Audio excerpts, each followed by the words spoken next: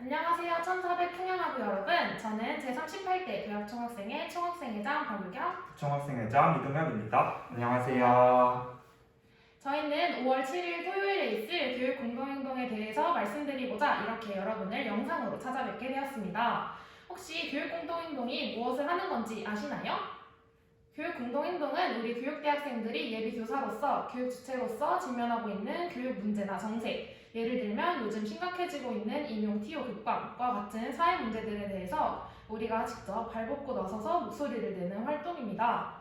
올해 진행할 공동행동에 대해서 알아보기 전에 이번 공동행동을 함께 만들어가는 전국교육대학생연합에 대해서 먼저 알아보겠습니다. 전국교육대학생연합이란 전국에 8개의 교육대학교와 2개의 초등교육과가 모여있는 연합체입니다. 그렇다면 교대련은 왜 있어야 할까요? 우리 학교의 행사를 운영하고 또 우리 학교의 문제를 해결하는 것은 단일 총학생회만으로도 충분히 할 수 있습니다. 하지만 예를 들어 갑자기 정부에서 교사 TO를 반토막 낸다든가 초등교사가 중고등학교 수업을 가르쳐야 한다는 방안이 나온다고 하면 과연 우리 학교 총학생회 혼자서 이러한 문제들에 대응할 수 있을까요? 조금 많이 힘들겠죠? 지금까지 매년 전국의 예비교사들이 모여서 공동행동을 한 이유는 우리가 대응해야 하는 대상이 작은 단체가 아니라 바로 교육부, 정부이기 때문입니다. 교육정책은 교육부의 관료들끼리 모든 것을 결정할 수도 있고 뭔가가 잘못되었다는 것을 알아차렸을 때는 이미 대응하기가 시기가 늦어버렸을 수도 있습니다. 이럴 때 같은 고민을 안고 있는 교육대학생들이 모여서 함께 목소리를 낸다면 우리의 힘을 합쳐서 더 큰 목소리로 이러한 문제들을 해결해낼 수 있습니다. 그렇다면 전국 교대연합체인 교대련에서는 무엇을 할까요? 올해로 10년째 되는 제10기 교대련에서는 교육 문제가 있을 때 전국 교육대학생들의 목소리를 모아 문제를 해결하기 위해 행동하고 또 앞장섰습니다. 뿐만 아니라 전국의 교대생들이 모여 다양한 교육적 고민들을 나누는 예비교사 네트워크 폴짝, 역사 교육 캠프, 그리고 참교육 배움터 등의 행사를 운영하고 집행합니다. 그렇다면 공동행동과 관련이 있는 올해의 정세에 대해서 살펴보겠습니다. 2022년 올해는 단언코 시옷 기억의 해라고 해도 과언이 아닙니다. 바로 여기 시옷 기억에는 선거가 들어갈 텐데요. 네, 올해는 선거의 해라고 해도 과언이 아닙니다. 지난 3월 9일에 진행되었던 대통령 선거뿐만 아니라 다가오는 6월에는 전국의 시도교육감이 선출되는 지방선거가 예정되어 있습니다. 추가적으로 우리 광주교대는 올해 말에 청장선거까지도 예정이 되어 있는데요. 이렇게 단위 내부의 선거인 총장선거는 우리 총학생회 차원에서 대응을 하는 것이고 교대련은 전국적인 선거마다 전국의 교육대학생들의 목소리를 바탕으로 대응을 해왔습니다. 선거는 우리 입장을 대표해 정책을 도입하고 실현해 나갈 사람들 뽑는 것이기 때문에 우리 일상생활뿐만 아니라 수많은 교육 정책에 커다란 영향을 미칩니다. 어떠한 가치를 중요시하는지에 따라 교육 부문의 예산 배정이 달라질 수 있고 예산에 따라 국민 1인당 지원되는 교육비 규모 등에서도 커다란 차이를 보입니다. 예산뿐만 아니라 정책을 풀어나가는 방향에서도 현저한 차이가 있을 수 있는데요. 그렇기 때문에 선거 기간에는 교육 부문뿐만 아니라 기후, 노동 등 각종 분야의 단체에서 후보자들에게 질의서와 단체 요구안을 발송합니다. 이에 대해 답변을 주는 후보는 저희가 받은 답변을 공유하고 답변을 주지 않은 후보는 답변을 주지 않았다라는 사실을 알립니다. 물론 요구안만 보낸다고 해서 모든 후보들이 우리의 요구를 공약하는 것은 아닙니다. 후보들은 결국 당선을 위한 고민을 하기 때문에 얼마나 많은 사람들이 이에 필요성을 느끼는지 명시적으로 보여주는 것이 필요합니다.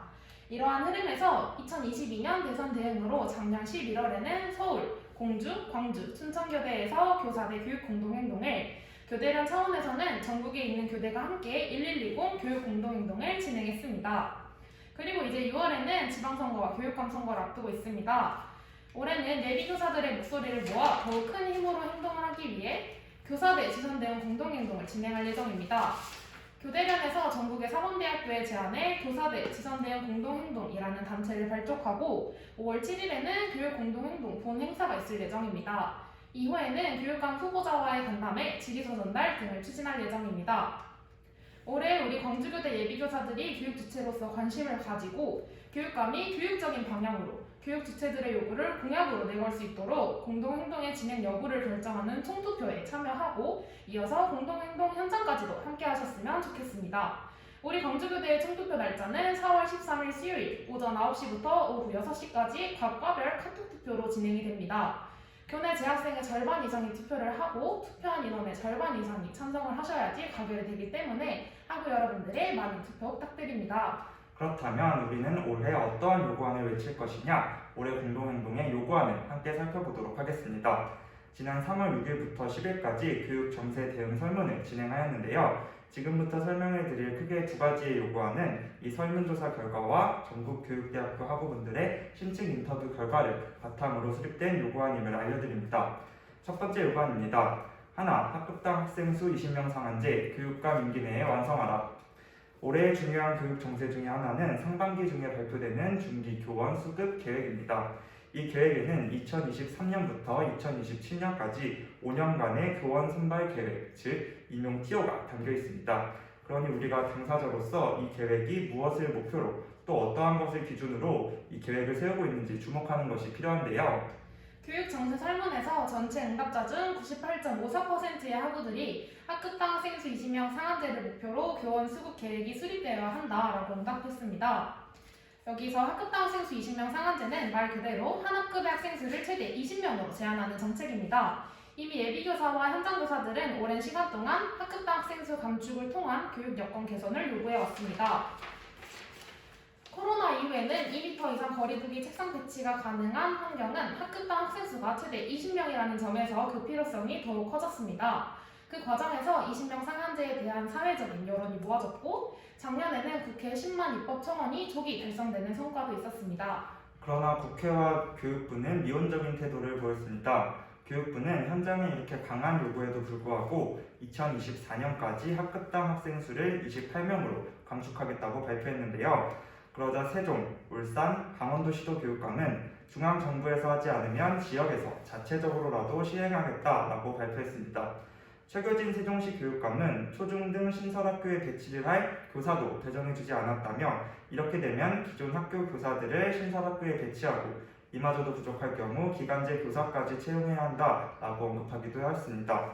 이 말은 교육청 단독으로는 정규 교사 정원을 확대할 수 없다는 뜻이라고 볼 수 있습니다. 안정적인 공교육을 위해서는 교사의 정원 확대가 절실합니다. 2020년 교육부 위탁 연구 자료에 따르면 학령 인구 감소 추세를 고려하더라도 학급당 학생 수를 22명 수준으로 감축하게 되었을 때 2040년까지 기존의 교육부가 발표한 신규 교원을 뽑는 규모보다 매년 500명 이상씩은 더 뽑아야 한다라는 결과가 있었습니다. 그러나 공무원의 정원을 관리하는 행정안전부에서는 지난 2월 4일 교사의 수를 줄이겠다라고 발표하였습니다.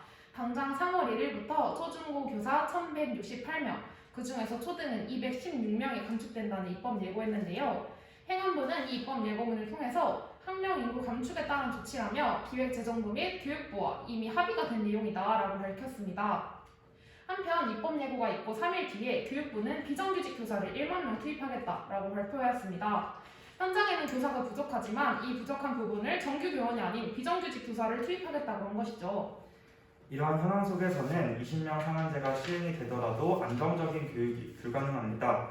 이미 지난 5년간 비정규직 교사가 1만 5천 명 늘었고 정규 교사는 5천 명 줄었습니다. 비정규직 교사 중 50% 이상은 6개월 미만의 단기 고용이었습니다. 교사 개개인의 역량이 아무리 뛰어나다고 하더라도 안정적인 교육, 학생들 개개인을 살피는 교육은 어려울 수밖에 없는 여건입니다. 이러한 맥락에서 두 번째 요구안으로 대책 없는 비정규직 교사 양산 반대한다. 정규교원 확충하라를 내세우려고 하는데요. 현재 교육대학교는 목적형 양성체제로 운영되고 있습니다. 여기에서 목적형 양성체제란 교사의 양성과 수급이 같은 것을 의미합니다. 즉, 교육대학교 입학 후 양성되는 인원과 실제 교사로 선발되는 인원이 같은 것인데요. 그러나 1990년대 임용고시가 시작된 이래로 최고 임용 합격률이었던 89.3%에서 점점 선발 인원이 줄어 2022년도 임용고시 합격률은 45.47%까지 50% 밑으로 떨어졌습니다. 실제로 목적형 양성체제가 악화되면서 임용고시는 점점 더 암기를 중심으로 한 시험이 되고 있습니다. 그래서 올해 상반기에 발표될 중기 교원 수급 계획이 20명 상한제를 목표로 수립되게끔 교육 주체이자 당사자인 우리 예비교사들이 앞장서서 목소리 내는 것이 필요합니다. 우리가 만날 학생들과 더 나은 교육을 만들어가기 위해서는 우리 개개인의 노력뿐만 아니라 우리가 서 있는 교실 자체가 더 나은 교육 환경이어야 되기 때문입니다. 중기 교원 수급 계획의 20명 상한제 완성이 반영되기 위해서는 오는 6월 지방선거에서 당선될 교육감이 교육부, 기재부, 행안부와 같은 정부 부처의 핑계를 대지 않고 각 시도 교육청 운영의 전반을 책임지는 사람으로서 20명 상한제 완성을 교육 주체들과 함께 중앙정부에 책임있게 요구하는 것이 필요한데요. 이러한 흐름을 이번 5월 7일 공동행동을 통해서 전국의 교육대학교 그리고 사범대학교 예비교사들과 함께 외쳐보면 좋겠습니다. 이를 위한 4월 13일 카카오톡으로 진행되는 학생 총투표에 참여해서 5월 7일 공동행동 현장까지도 함께 하셨으면 좋겠습니다. 이상 총학생회장 박유경, 총학생회장 이동혁이었습니다. 감사합니다. 감사합니다.